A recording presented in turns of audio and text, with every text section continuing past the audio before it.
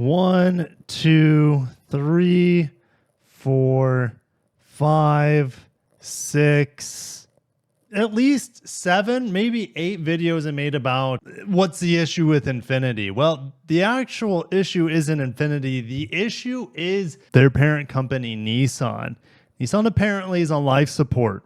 And of course, Infiniti therefore is as well. But more importantly, parent company Nissan is in a heap of trouble. Today, we're going to get into that. If you guys enjoy auto industry news, smash the like button. Make sure you're subscribed. Nissan did invite me in December to drive the new Murano as well as the new Armada slash, if you're in other countries, the Patrol. I've already driven the QX80, which is very, very similar to, but I declined. I'd rather stay home during the holiday season. And there's a local Toyota event that I'm going to go to instead that happens to be at the same time as that Nissan Drive event. But I am excited for the Murano, but there's no hybrid, and that's just one of their many issues. But Nissan Exec is warning that they have 12, maybe 14 months, if they're lucky, to survive.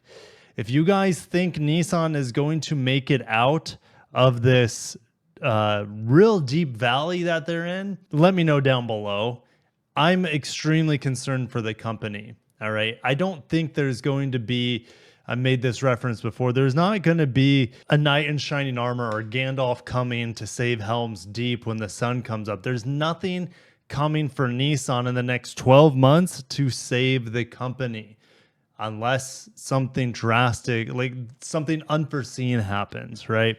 So they need to get a new anchor investor to get through just the next year. According to the Financial Times, if I click on this article, there's a paywall, and well, we're going to be cheap, and quote, car scoops here. But at least 2 unnamed senior Nissan officials have confirmed that the brand is looking for a new anchor investor. We have just about a year to survive, one of them told Financial Times. This is going to be tough, and in the end, we need Japan and the US to be generating cash, the senior official added. Now, they talk about how Honda could buy out the company. Well, we know Renault has reduced its stake in Nissan from around 40% to 15%. That's the exact same stake Nissan has in once controlling French company Renault. But check out what's also going on with Nissan, all right? Yes, there are executives that believe that they only have a year left unless, some mega investor comes. But Nissan says they're going to extend U.S. production cuts. So that previous article just said, hey, we need Japan and the United States. We need those 2 markets to pull through for us. But meanwhile, they're continuing their production cuts into March 2025. This will affect both of their plants in the United States, not their Mexico plant, but Mississippi and Tennessee, that make the Rogue. It makes Murano we just talked about. It makes the Leaf. Well, the Leaf is going to get a redesign. Will it be made in Smyrna, Tennessee? I have no idea. And also the Pathfinder is made in Smyrna, Tennessee. Now, I was just at that plant about a month, maybe 2 months ago. Nissan executives gave us a lot of hope into the future. But the thing is, life support is now until a year from now. The cavalry that we need for Nissan is their hybrids and more competitive product. We won't be getting that for Nissan until 2026 to 2027 with their hybrids. Now, in the meantime, they have a Rogue plug-in hybrid based off the Mitsubishi Outlander, but that's not enough to save the brand. The Frontier is made down in the Canton, Mississippi plant, and I think the Altima is made down there as well. So let's read into these additional production cuts. Nissan's reducing its U.S. output by 17% through the end of March compared with a year earlier. An extension of ongoing production cuts. Now, previously, we had already heard of production cuts of 20% and job cuts of 9,000, just about 10% of its workforce. So between the Frontier and the Rogue, those 2 vehicles account for 30% of the U.S. sales in the United States. Of course, the production's being cut absolutely on them. And earlier this year, or it could have been even late last year, Nissan said, hey, we can't afford to build the Rogue in America anymore. Labor costs are too high, part costs are too high, so we're going to have to start importing it in from Japan. Well, recent tariff threats by upcoming President Donald Trump, it's not looking good for any imported vehicles if they're going to be hit with a 25% import tariff. But that'll be a different video, guys. Stay tuned for that video. I'll try to get to it as soon as possible. But Nissan North American headquarters acknowledged the production cuts, saying that the company was evaluating and updating its production forecast in response to market trends to ensure healthy supply and inventory.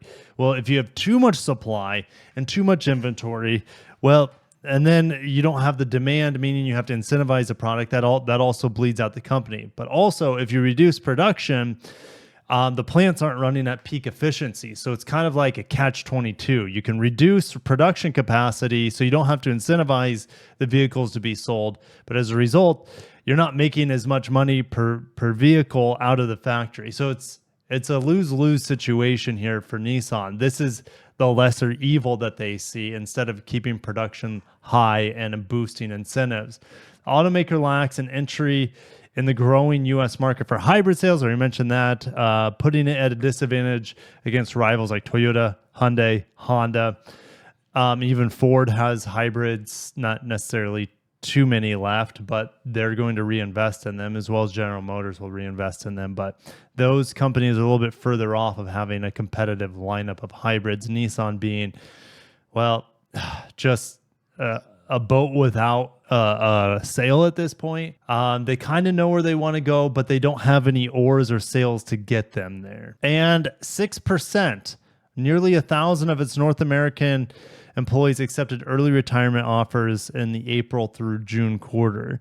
Who knows what it's been this last quarter, which would be July through September. It's not looking good there. Now, United States, it's not good for Japanese automaker Nissan, but look what's happening in Thailand. I'm going to have to make a separate video on this because Japanese car production and Japanese car market share is shrinking, especially in Asia, of course in China, but in Southeast Asia. So Nissan dealerships in Thailand are being poached by Chinese rivals. Nissan plans to cut or relocate about 1,000 jobs in Thailand through fall of 2025. Its two Thai assembly plants produce models such as the Navara, which is similar to our Frontier pickup truck, and the Kicks hybrid. Isn't that ironic?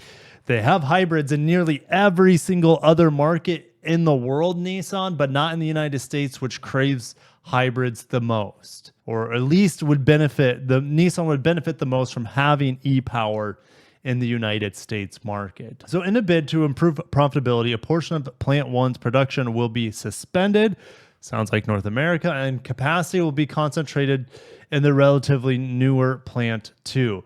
It's not just Nissan doing this, Honda's doing this in Southeast Asia, as well as other Japanese automakers. So Nissan's just, they're on life support. They're not getting an SOS, lifesaver flotation device sent to them in Southeast Asia either. So Chinese cars like BYD, SAIC, MG, Great Wall Motor, etc., are gaining ground in Thailand, one of Southeast Asia's biggest auto markets, with around 3.5 million vehicles sold a year. As of Friday, around 20 Chinese brands had entered Thailand or announced their entry, roughly twice as many as a year earlier. Nissan dealerships are being replaced by Chinese dealerships, said an executive at a Japanese automaker in Thailand. As a bargaining chip, Chinese automakers offer to pay for redesigning the dealerships. Some dealers have switched brands simply by changing signs. The number of Nissan dealerships in Thailand fell to about 140 as of April from a peak of over 200. How big is Thailand? Well, Thailand's about a little bit bigger than California, so keep that in mind. All right, that's a lot of dealerships in a small, Thailand's not a small country, but compared to the United States, it's very small. According to its dealer workforce plunged by 80%. So you go down maybe 30% in terms of dealerships, but 80% workforce has disappeared. That is crazy. Sales staff typically work on a commission basis, and it appears salespeople are moving to Chinese dealerships. Yeah, there's just no money to be had in trying to sell a Nissan right now in Southeast Asia. Falling sales had left Nissan execs with productivity capacity in Thailand. Nissan has been in Thailand the longest among the Japanese automakers. They entered in 1952, and between them and Toyota, they ruled Thailand through the 50s and 60s. But Nissan nearly went bankrupt in the 90s. In 2016, Nissan bought 34% stake in Mitsubishi, which is strong in Southeast Asia. As a result, Thailand's relative importance to Nissan declined. So it seems like Nissan's letting Mitsubishi take the market share that they used to have there, or the Chinese as well. But it seems like, at least in their control, they're letting Mitsubishi take as much as they want of the market. Last year, Nissan sold 16,000 vehicles in Thailand, less than one quarter as many as in 2018. The X-Trail isn't in production there anymore, and it doesn't sell in Thailand anymore. The X-Trail is the same thing as the Rogue. But it's not just Nissan in Thailand. Honda said in July that it'll consolidate its 2 Thai assembly plants. Okay, there we go. I know Honda was doing it. Suzuki will also exit local production, and Subaru will shut down a joint venture plant. So this is kind of, and I'm going to have to make a separate video, but the entire auto industry from like the 90s shift from Japanese powers to Chinese powers right now across the world. And it's an evolving thing. So it's very fascinating. Suzuki, Mazda, Mitsubishi also have seen their dealerships taken over by Chinese automakers. All automakers face a shrinking market in Thailand. So here's the thing. In Asia, in China, Southeast Asia, the Chinese are poaching the Japanese automakers. But in North America, Nissan can't blame China for their drop in sales and the drop in demand for their vehicles. They only have themselves to blame.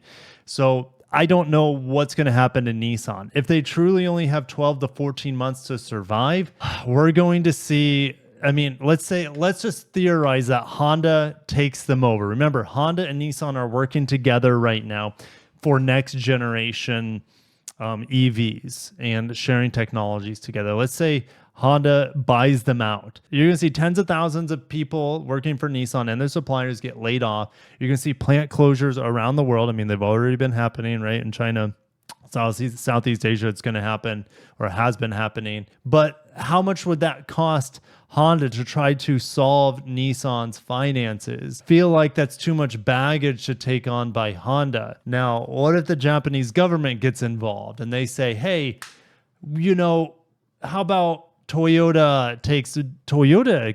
No one has the financial might, in my opinion, to be able to take over a burning ship as big as Nissan. I don't know what's going to happen. It doesn't look good. A full evaporation of this historic company is possible, and it will affect over 100,000 employees and the suppliers, I mean, which is much more than 100,000. So it's just like, and then you have all the dealerships that could go out of business. I'm extremely worried, but it's not just Nissan. So we look at Nissan, but we can take a step back. It's the entire Japanese auto market, which has been losing market share to the Chinese.